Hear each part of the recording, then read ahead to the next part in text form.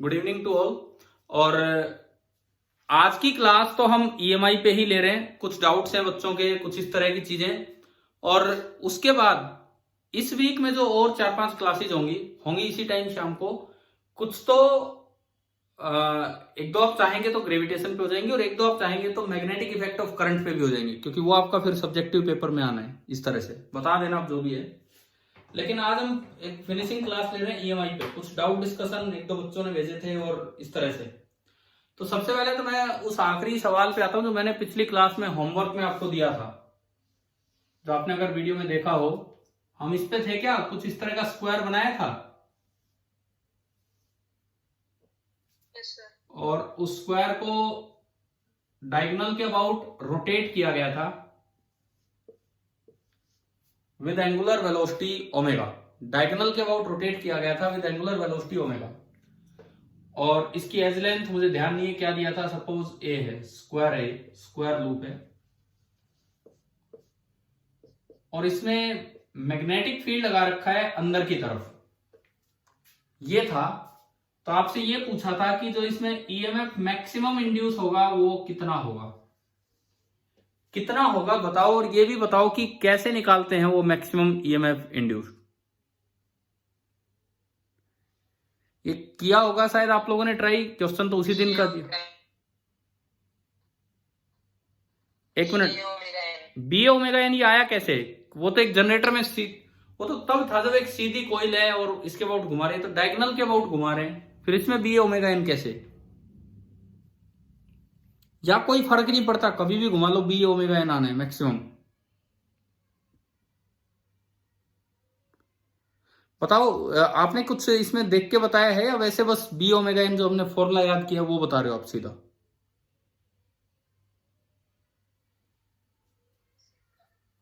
बोलो भाई बोलो।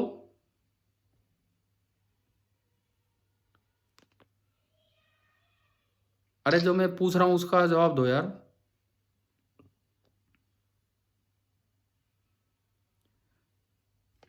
देखिए सुनो, कैसे निकालते हैं मैक्सिमम ईएमएफ, सुनिए। अब जब भी कभी इस तरह का रोटेशन आए तो जो ईएमएफ मैक्सिमम होगा दैट विल बी, अगर आप कांस्टेंट ओमेगा से घुमा रहे हो तो omega into mode of magnetic flux maximum minus magnetic flux minimum.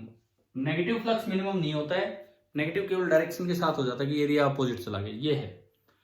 अब देखो इस वक्त इसमें एरिया और बी बिल्कुल पैरेलल है, एरिया भी अंदर बी भी अंदर, तो मैक्सिमम फ्लक्स है। तो अगर मैं फाई मैक्सिमम की बात करूं तो इस वक्त जो फाई मैक्सिमम है, नंबर ऑफ टर्न सपोज इसमें एन थे, तो फाई मैक्सिमम होगा number of turns into B into A into cos zero. Cos zero होता है 1, तो ये आया एन बी ए, ये आपका आ गया एन बी ए। फिर मैं अगर फाई मिनिमम की बात करूं, फाई मिनिमम, तो फाई मिनिमम कितना होगा? देखो जिस वक्त ये लूप घूम के यूं हो जाएगा, यूं, तो क्या फील्ड लाइंस पैरेलल होगी है कि नहीं इसके? बताओ, जब ये लूप घूम के ऐसे हो जाएगा तो क्या फील्ड लाइंस पैरेलल हो चुकी हैं या नहीं? जब ये घूम के यूं हो गया तो क्या फील्ड लाइंस पैरेलल हो चुकी हैं कि नहीं इसके? होगी है ना।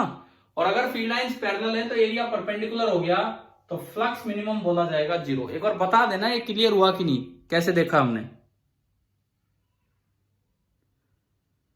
बोलो, फाई मैक्स फाई मिनिमम। ठीक है, सभी को समझ में आ गया होगा फाई मैक्स और फाई मिनिमम किस तरह से हुआ है। अब इसमें अगर आप ये फॉर्मूला लगाएं, ये मैंने क्या कह रहे हो?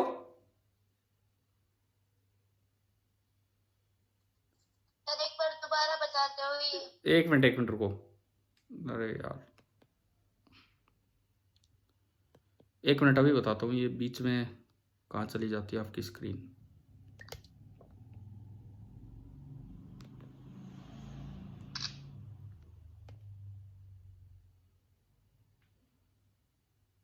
हाँ अब देखो, अब दिख रहा होगा आपको बोर्ड पे। देखिए, जब भी किसी लूप को टर्न किया जाता है तो अगर वो रोटेटिंग पार्ट होता है वो ओमेगा से घूम रहा है, तो जो ईएमएफ मैक्सिमम इंड्यूस होता है वो होता है omega into 5x minus 5 minimum. और ये नेगेटिव फ्लक्स को मिनिमम नहीं बोलते, अगर जीरो है तो जीरो मिनिमम है। तो अब देखो शुरू में लूप ऐसे है, शुरू में लूप ऐसे है, तो बी अंदर है तो एरिया भी आप अंदर मान सकते हो क्योंकि एरिया लूप के परपेंडिकुलर होता है। तो इस वक्त मैक्सिमम फ्लक्स है, और मैक्सिमम फ्लक्स है number of turns into B A cos zero, तो यानी कि एनबीए। जिस वक्त ये लूप घूम के ऐसे हो जाएगा, फील्ड लाइन जिसके पैरेलल होगी, अब एरिया तो इधर है, एरिया इधर है और फील्ड अंदर है, तो कोस 90 डिग्री जीरो होने से फ्लक्स मिनिमम हो गया जीरो, फ्लक्स मिनिमम आपका हुआ जीरो। अब अगर मैं यहां से देखूं, इसको उसमें पुट करूं, तो ई मैक्स क्या निकल के आ रहा है, omega into NBA minus zero. तो चलो भाई, जिसने आंसर दिया था बाई चांस मैच हो रहा है बी ओमेगा एन, लेकिन जो मैं बता रहा हूं वो ये कि वो तो ठीक है जनरेटर में था, ऐसा नहीं कि आप हमेशा ही लगा दो, आप इस तरह से देखा करो। अब ये बी ओमेगा एन आ गया तो ठीक है, और एरिया आपका ए स्क्वायर है, तो जो ई मैक्स होगा that is B into A square into omega into N, number of turns. बताओ भाई, ये वाला फॉर्मूला क्वेश्चन समझ में आ गया कैसे निकाला है? ठीक है, क्या एक बात बताना, क्या ये फॉर्मूला पहले पढ़ा हुआ था कि नहीं हमने पीछे?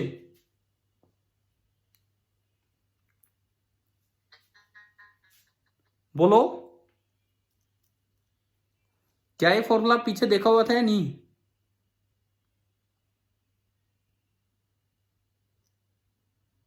अरे जवाब दो।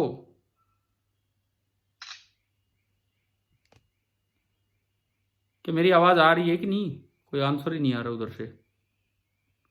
चलो ठीक है, आप सुनते रहो, आवाज आ भी रही है नहीं आ रही, जो भी हो रहा है। देखो, तो ये आपका फ्लक्स निकाला आपने।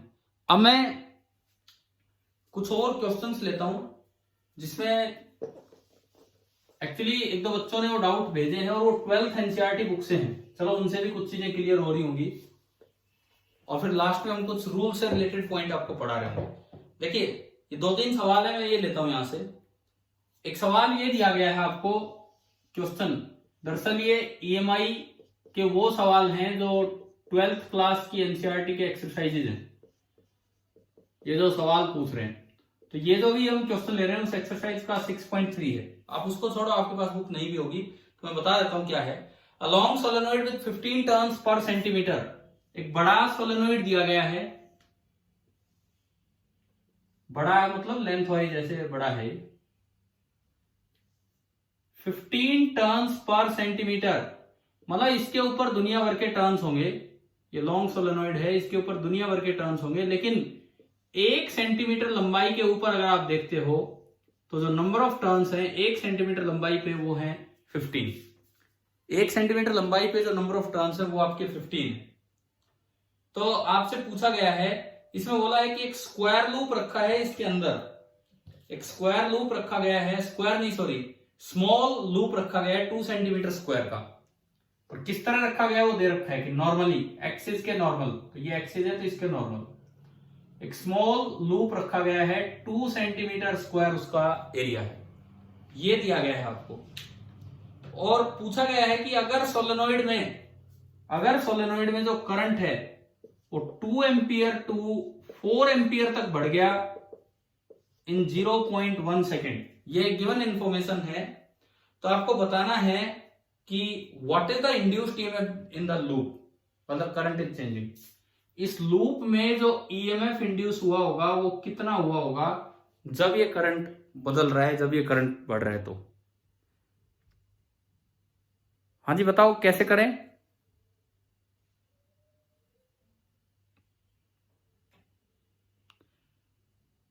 क्या ये नजर आ रहा है क्या स्क्रीन साफ या नहीं?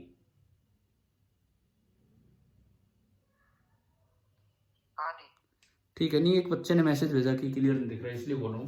देखो अब इधर सुनो कैसे करें, सुनिए। सोलेनोइड में आपको याद होगा कि सोलेनोइड में अगर करंट यूं फ्लो कर रहा है तो बी पूरे एक्सिस पे इधर होगा, यानी कि बी इधर होगा। और बताओगे कि सोलेनोइड में बी का क्या फॉर्मूला था? म्यू नॉट एन आई। भाई जिस बच्चे ने डाउट भेजा था वो है क्या अभी क्लास में?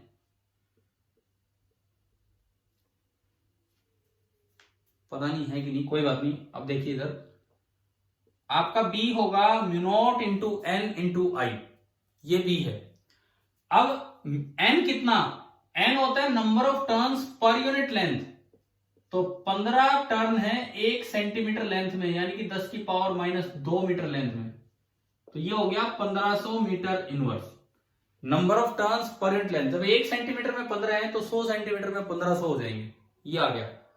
ठीक है, अब देखो फ्लक्स क्या होगा, फ्लक्स इनिशियल बी और एरिया दोनों परपेंडिकुलर है, that is mu not into N into I, शुरू में आई है 2 और इंटू एरिया, एरिया अगर आप देखते हैं तो ये है 2 into 10⁻⁻⁴ metre square, mu naught N I into area ये है।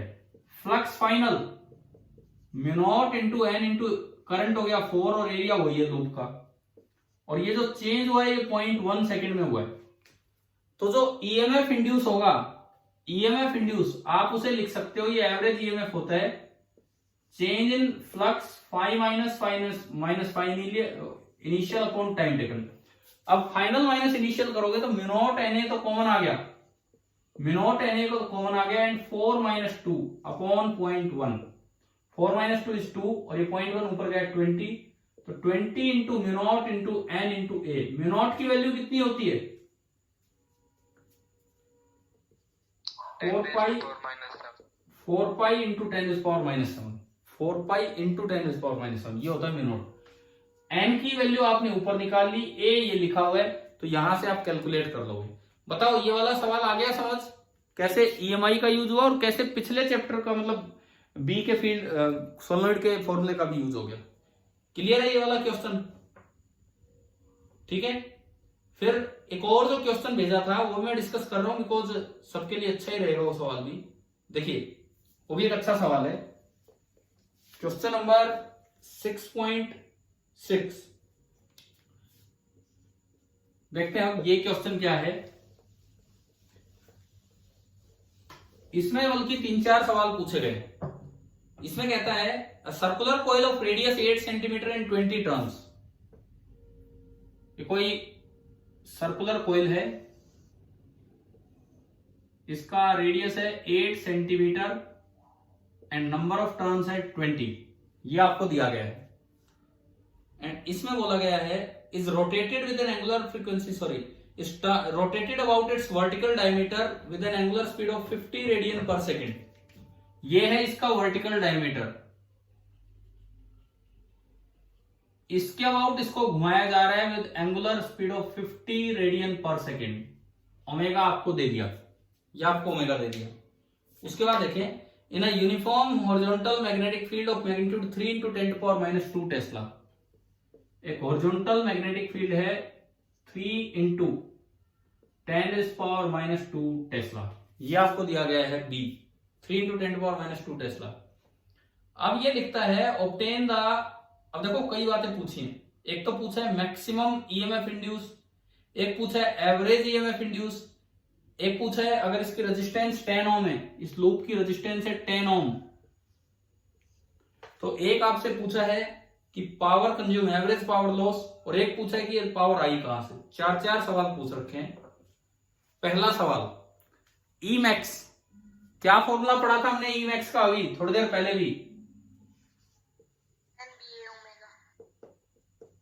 चलो इन जनरल था omega into 5x minus 5 minimum, अभी बताया था ना ये।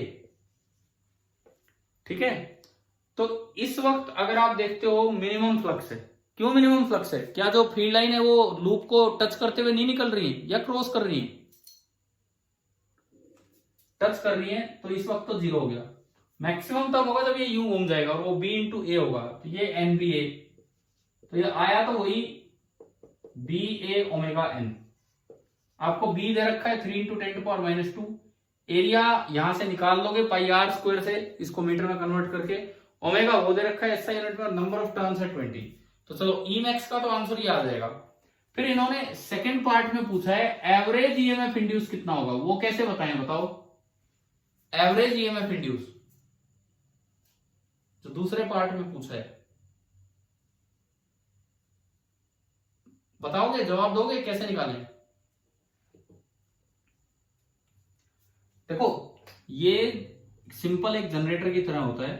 और इसमें आपको ध्यान रखना चाहिए कि ये जो ईएमएफ आता है ये साइनोसॉइडल, ये आर्मेचर कॉइल को घुमाया जा रहा है वैसे ही, तो जो ईएमएफ आता है वो साइनोसॉइडल आता है। साइनोसॉइडल मतलब आधा ईएमएफ नीचे आता है पॉजिटिव आता है और आधा नीचे आता है नेगेटिव, एक साइकिल में, फिर यही रिपीट होता रहता है। इस ईएमएफ की जो इक्वेशन बनती है वो कुछ ऐसी बना करती है, B A omega N into sine of omega T. अब आपसे एवरेज वैल्यू पूछिए, तो ये जितना पॉजिटिव रहा उतना ही नेगेटिव रहा, तो बताओ इसकी एवरेज वैल्यू कितनी होगी एक कंप्लीट साइकिल पे? हाँ जी बोलो, जितना ये पॉजिटिव वैल्यू रही उतना ही नेगेटिव रही, तो एवरेज वैल्यू कितनी होगी? बोलो बोलो, जवाब दो। साइन फंक्शन की एवरेज वैल्यू 0 होती है, हाँ बिल्कुल सही, साइन फंक्शन की भी एवरेज वैल्यू 0 होती है। तो जो एवरेज ईएमएफ इंड्यूस होगा इस तरह के मोशन में, पीरियोडिक ईएमआई ये होते हैं, तो पूरी साइकिल में जो एवरेज होगा वो 0 होगा। ठीक है, थर्ड पार्ट में पूछा है calculate the average power loss due to joule heating. देखो एवरेज पावर लॉस नहीं, उससे पहले एक और बात पूछिए, maximum value of current in the coil, I max कितना होगा ये बताओ, ये कैसे निकालें? Maximum current in the circuit कितना होगा ये कैसे निकालें बताओ? B A omega N upon R. हाँ, आई मैक्स होना है B A omega N divided by R, ये आपका आई मैक्स आना है। मैं अगर इनकी वैल्यूज बताऊं, अगर आप कैलकुलेट करना चाहें तो बी ए ओमेगा एन की वैल्यू इस सवाल में आती है 0.603 वोल्ट। इसको जब आप सोल्व करेंगे तो आएगा 0.603 वोल्ट, ये 0 ही हो गया एवरेज वैल्यू, और डिवाइड बाई आर है 10, तो जो आई मैक्स आएगा 0.0603 एम्पियर, ये इसका आंसर आना है करंट का। अच्छा, उसके बाद अगला पार्ट है इसी सवाल में, calculate the average power loss due to joule heating. ये कैसे निकालें average power loss due to joule heating, ये कैसे निकालें? एसी, ये एसी है, ये अल्टरनेटिंग करंट है। आपको ध्यान है क्या कि एवरेज पावर अल्टरनेटिंग करंट के समय हमने पढ़ाया था I R M S square into R, root mean square type नाम लिया था एसी में, बताओ? Yes sir. है ना? और जब आई मैक्स पता है तो आपको आई आर एम एस निकालना भी आता होगा, आई मैक्सिमम अपॉन रूट 2 का स्क्वायर, याद है ये? है ना भाई? तो जब एवरेज पावर कंज्यूम निकालेंगे तो आएगा आई मैक्सिमम का square into R divided by 2। इसका भी मैं आपको आंसर बता देता हूं, इसका आंसर है 0.018 वोल्ट, इस तरह से कैलकुलेट होगा 0.018 वोल्ट, ये है एवरेज पावर। अच्छा, जो अगला लास्ट पार्ट है इसका कि where does this power come from, ये जो पावर आई है आई कहां से, ये पावर आ कहां से रही है? एनर्जी कंजर्वेशन की अगर मैं बात करूं तो एनर्जी कहां से आ रही है, ये जो जूल के रूप में नष्ट हो जा रहे हैं। तो अब सुनो इसका जवाब, सुनो इसका जवाब, आप सुनिए ध्यान से। अगर आप इसको एक बार ओमेगा देके छोड़ देते, अगर आप इसको एक बार ओमेगा देके छोड़ देते तो लेंज लॉ कहता है कि जो भी करंट आएगा वो इसको अपोज करेगा, तो धीरे धीरे तो ओमेगा कम हो जाता है, लेकिन ये तो कांस्टेंट ओमेगा से घूम रहे हैं। इसका मतलब इसको कांस्टेंट ओमेगा से घुमाने के लिए आपको बाहर से एक एक्सटर्नल मैकेनिकल एनर्जी देनी पड़ेगी, कोई रोटर होगा, रोटेटिंग पार्ट होगा, वो इसे घुमा रहा होगा। तो ये आप बाहर से प्रोवाइड कर रहे हैं एक्सटर्नल मैकेनिकल पावर, उस वजह से ये घूम रहा है। वो पावर कन्वर्ट होके आ रही है इस करंट में, वो पावर कन्वर्ट होके आ रही है इस करंट में, यानी कि इसमें ये एनर्जी कंजर्वेशन हो, कन्वर्जन हो रहा है। मैकेनिकल पावर पहले कन्वर्ट हो रही है इलेक्ट्रिकल पावर में, एंड इलेक्ट्रिकल पावर से वो कन्वर्ट होती जा रही है जूल हीटिंग में, इलेक्ट्रिकल पावर से वो कन्वर्ट होती जा रही है जूल हीटिंग में, ये इसका कन्वर्जन है। आप बताओ भाई, ये वाला सवाल आ गया समझ में? ठीक है, ठीक है। अब जो अगला एक नेक्स्ट एक लास्ट क्वेश्चन हम ले रहे हैं, उसमें फ्लेमिंग रूल भी रिवाइज होंगे, थोड़ा अलग तरीके से भी हम देख रहे होंगे। अगला जो डाउट भेजा था, ये कन्वर्जन आ गया ना समझ में, क्या हुआ है लास्ट, दैट इज ये एवरेज पावर वाला बताना। एवरेज वाला बताऊं, ठीक है। ये जो अल्टरनेटिंग करंट आता है जनरेटर में, ये जो अल्टरनेटिंग करंट आता है, क्या एवरेज पावर वाला पूछ रहे हो कि ये ईएमएफ वाला? बोलो, एवरेज पावर की एवरेज ईएमएफ कौन सा? वो ऊपर तो एवरेज पावर। हमने एसी वाला जब चैप्टर पढ़ा तो उसमें ये पढ़ा है कि कभी भी एवरेज पावर निकालनी हो अल्टरनेटिंग करंट की तो उसका फॉर्मूला होता है आई आर एम एस का स्क्वायर इंटू आर। पढ़ा है ये फॉर्मूला, ठीक है। और रूट मीन स्क्वायर होती है value maximum value upon root two. तो आई आर एम एस को मैंने लिख दिया I max upon root two का स्क्वायर। तो जब आप ये पुट करोगे तो आएगा I max square into R by two, और आई मैक्सिमम आपने पीछे निकाल रखा था, तो बस ये आपने यहाँ पे वैल्यूज पुट की है यहाँ पे। बताओ आया कि नहीं आया समझ, क्या किया है क्या नहीं? Yes sir. ठीक है, चले तो अब आखिरी क्वेश्चन भी लेते हैं और उससे कुछ और चीजें भी सीख रहे होंगे या रिवाइज कर रहे होंगे। देखो जो अगला डाउट था that was question number 6.7 12th की एनसीईआरटी एक्सरसाइज का। तो इसमें देखो क्या है, horizontal straight wire 10 metre long. पहले इस क्वेश्चन के लिए मैं एक हॉरिजॉन्टल प्लेन बनाता हूं। ये मैंने बोला कि this is a horizontal plane. तो आप बताओ नॉर्थ ऊपर होगा कि नॉर्थ सामने होगा, ये बताओ आप। नॉर्थ ऊपर बनाए कि नॉर्थ आगे बनाए? आगे। ये नॉर्थ है, ये साउथ है, ये ईस्ट है, ये वेस्ट है, और ये जो लाइन है, ये जो लाइन है, ये आपकी बनेगी वर्टिकल लाइन। अब देखो, अब इस सवाल को देखिए, इसमें लिखता है हॉरिजॉन्टल स्ट्रेट वायर, हॉरिजॉन्टल एक वायर है 10 metre long extending from east to west, east to west. तो ऐसी एक वायर है 10 मीटर लंबी, लेंथ ऑफ द वायर आपको दे दी 10 मीटर, उसकी ओरिएंटेशन मैंने बना दी है डायग्राम में। Falling with the speed of 5 metre पर सेकेंड। फॉलिंग मतलब नीचे गिर रही है, तो ये जो इसकी वेलोसिटी है ये नीचे की तरफ है, दैट इज 5 मीटर पर सेकेंड। इसकी वेलोसिटी नीचे की तरफ है 5 मीटर पर सेकेंड, ठीक है। At right angle to the horizontal component of earth's magnetic field. Horizontal component of earth magnetic field BH किधर होता है? वो साउथ से नॉर्थ की ईस्ट से वेस्ट? अर्थ के फील्ड का हॉरिजॉन्टल कंपोनेंट किधर होता है बताओ? नहीं याद क्या? साउथ से नॉर्थ, साउथ से नॉर्थ। ये आपका है BH, और जो BH दिया गया है, BH की जो वैल्यू आपको दे रखी है सवाल में, that is 0.3 into 10⁻⁻⁴ weber per metre square. देखो weber per metre square tesla ही होता है, क्योंकि वेबर फ्लक्स होता है, फ्लक्स अपॉन एरिया B ही होता है, तो ये यूनिट दी गई है। अब इसमें भी 3 पार्ट है। First part, what is the instantaneous value of the EMF induced. इस वक्त EMF कितना इंड्यूस होगा? भाई ये ट्रांसलेशनल मोशन है, ट्रांसलेशनल मोशन में क्या फॉर्मूला था EMF का, EMF जनरेशन का क्या फॉर्मूला था बताओ? BLB। लेकिन उसमें एक चीज चेक करनी पड़ती थी, मैंने बताया था कि B perpendicular to L perpendicular to B, ये चीज आपको चेक करनी पड़ती। क्या तीनों हैं क्या परपेंडिकुलर? इसमें जो लेंथ है that is along east west, जो B है that is along south north, और जो वेलोसिटी है दैट इज वर्टिकल। तो क्या तीनों परपेंडिकुलर हो गए कि नहीं? ठीक है, तो EMF इंड्यूस का फॉर्मूला लग जाएगा BLB।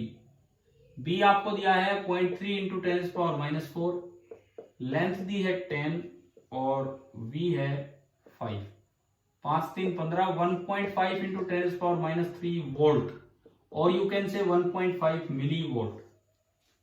बताओ EMF इंड्यूस कितना होगा? क्या ये समझ आ गया? ठीक है। अब second part, what is the direction of the EMF। ये जो EMF इंड्यूस हुआ है इसकी डायरेक्शन क्या होगी? यह है आपका दूसरा पार्ट। ये जो ईएमएफ इंड्यूस हुआ मतलब इसकी वजह से, देखो ईएमएफ की डायरेक्शन कुछ नहीं होती, मतलब ये है कि इसकी वजह से अगर करंट निकालें तो करंट की डायरेक्शन क्या होगी। कौन सा रूल यहां यूज करना चाहिए, फ्लेमिंग राइट हैंड रूल की फ्लेमिंग लेफ्ट हैंड रूल?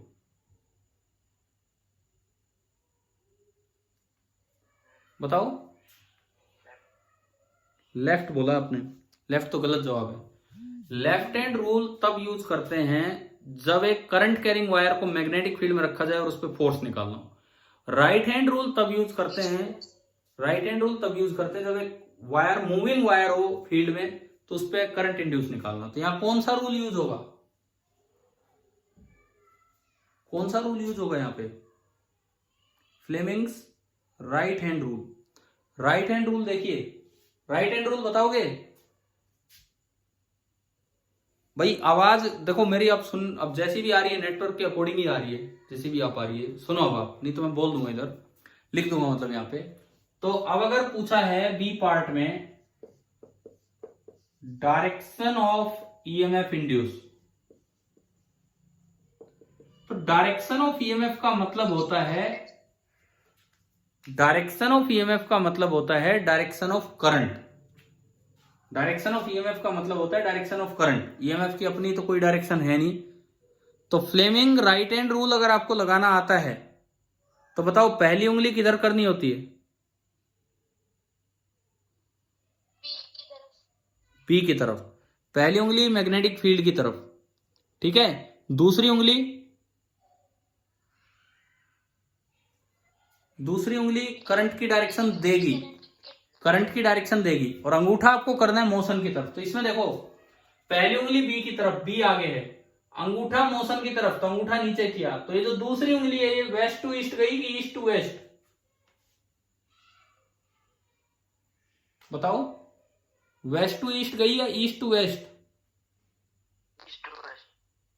अरे यार दोबारा देखो, राइट हैंड है, राइट हैंड ये रहा मेरा, पहली उंगली बी की तरफ, बी आगे है मतलब अंदर है आगे, अंगूठा मोशन की तरफ, मोशन नीचे हो रहा है तो अंगूठा नीचे। अब दूसरी उंगली उधर जा रही है, तो उधर कौन सी डायरेक्शन है, वेस्ट टू ईस्ट है कि ईस्ट टू वेस्ट है? बताओ। West to east. तो डायरेक्शन ऑफ ईएमएफ इंड्यूस्ड बोला जाएगी वेस्ट टू ईस्ट। अब एक थर्ड पार्ट और है इसमें, थर्ड पार्ट और है, which end of the wire is at higher electric potential? East end या वेस्ट एंड, कौन सा एंड वायर का हाई पोटेंशियल पे होगा? कौन सा एंड वायर का हाई पोटेंशियल पे होगा? देखो अगर किसी को आवाज क्लियर नहीं आ पा रही है तो ये जो वीडियो अभी अपलोड होगा थोड़ी देर में तब देख लेना, या फिर मैं बोर्ड पे लिख रहा हूं वो समझ लीजिए, वो समझ लीजिए क्या हो रहा है। सी पार्ट में पूछा है कि कौन सा एंड हाई पोटेंशियल एंड है, तो करंट से पता लगेगा। करंट किधर बना, करंट किधर बना, वेस्ट टू ईस्ट। समझ में आ रहा है मैं क्या बोल रहा हूं? ठीक है, करंट बना वेस्ट टू ईस्ट। तो अगर करंट वेस्ट टू ईस्ट है तो आप बताओ इलेक्ट्रॉन किधर गए होंगे? अगर करंट वेस्ट टू ईस्ट है तो इलेक्ट्रॉन किधर? East to west. अगर इलेक्ट्रॉन ईस्ट टू वेस्ट गए तो इलेक्ट्रॉन्स की कमी ईस्ट में होती गई, वेस्ट में बढ़ते गए, यानी कि वेस्ट नेगेटिव बनेगा और ईस्ट पॉजिटिव। तो बताइए कौन सा एंड हाई पोटेंशियल एंड है? क्या आंसर दें उसका? ईस्ट। जो आपका ईस्ट एंड है, जो आपका ईस्ट एंड है वो आपका हाई पोटेंशियल एंड है, ये इसका आंसर है। ठीक है, अब इसमें बात आती है कि अगर Fleming left hand right hand rule में थोड़ा भी कंफ्यूजन है तो मैं एक बार रिपीट कर रहा हूं, बिकॉज आपके अगला जो यूटी है उसमें मैग्नेटिक इफेक्ट ऑफ करंट आ रहा है, तो ये दोनों रूल्स यूज हो सकते हैं।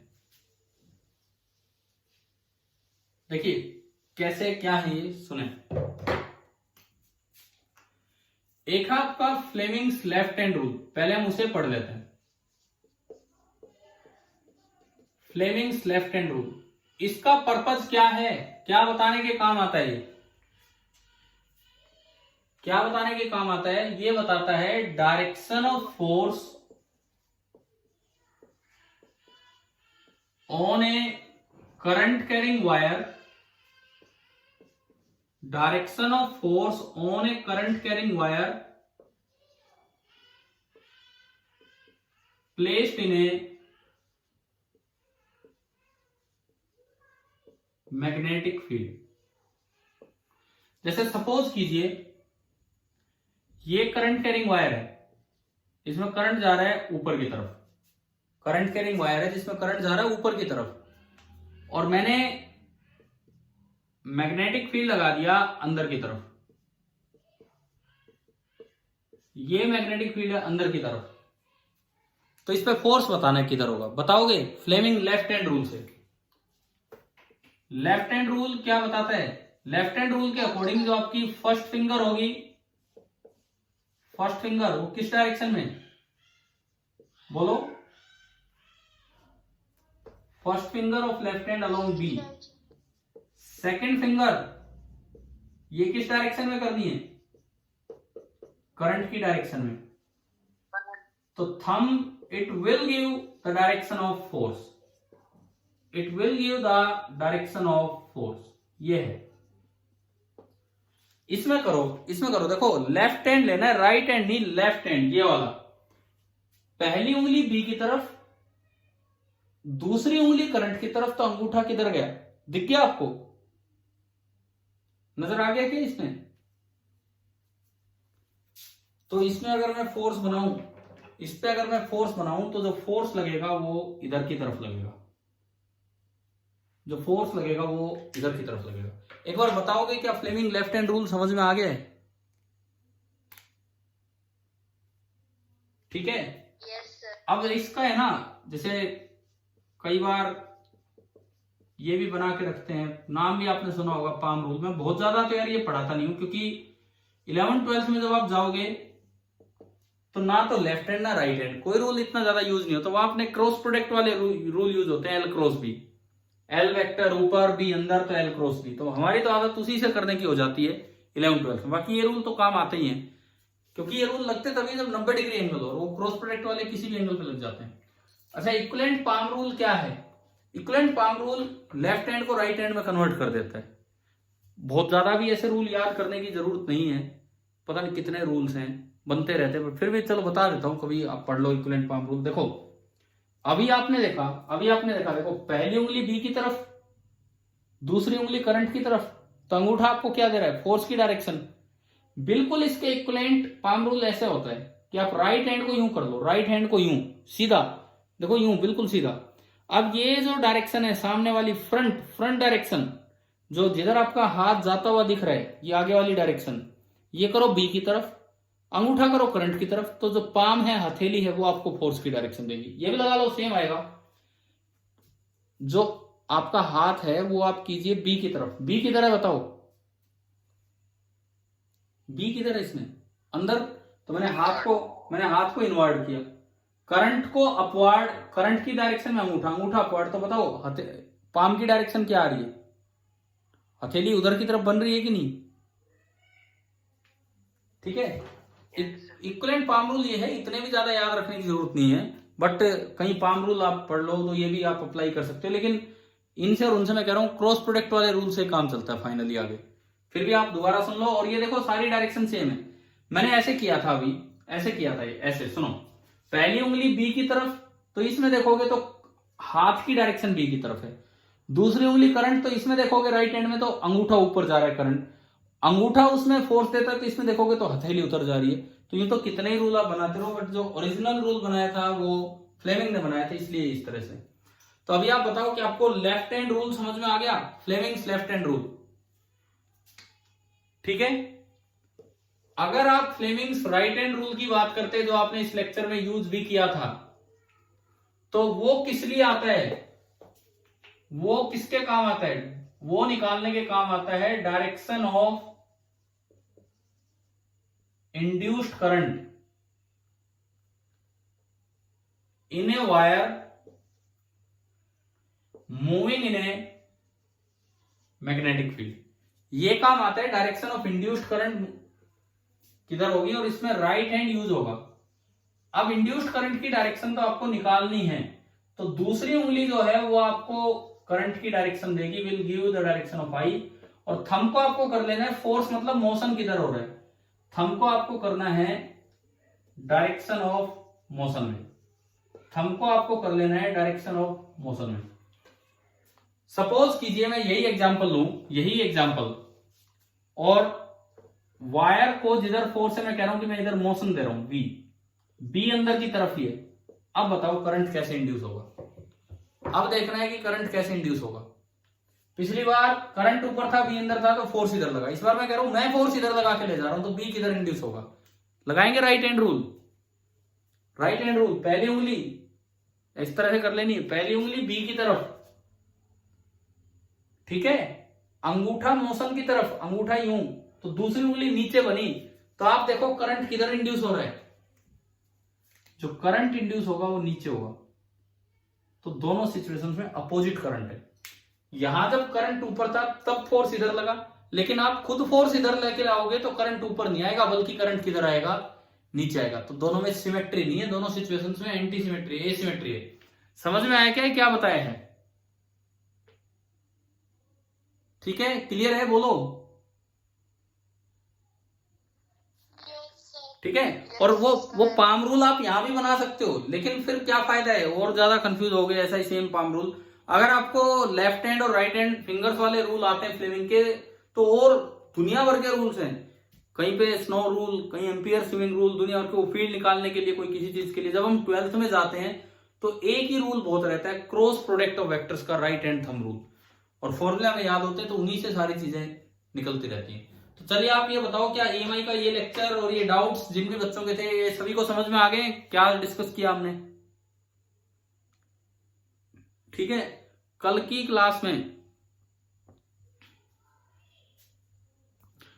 क्लास में हम या तो अपना ग्रेविटेशन या फिर मैग्नेटिक इफेक्ट्स ऑफ करंट, जो आप कहेंगे वो हम स्टार्ट कर लेंगे। ठीक है, और अगले कुछ दिन, मतलब इस वीक मैं दिन में बिजी हूं, तो इस वीक आपकी क्लास इसी टाइम होगी जो ये टाइम है। Thank you.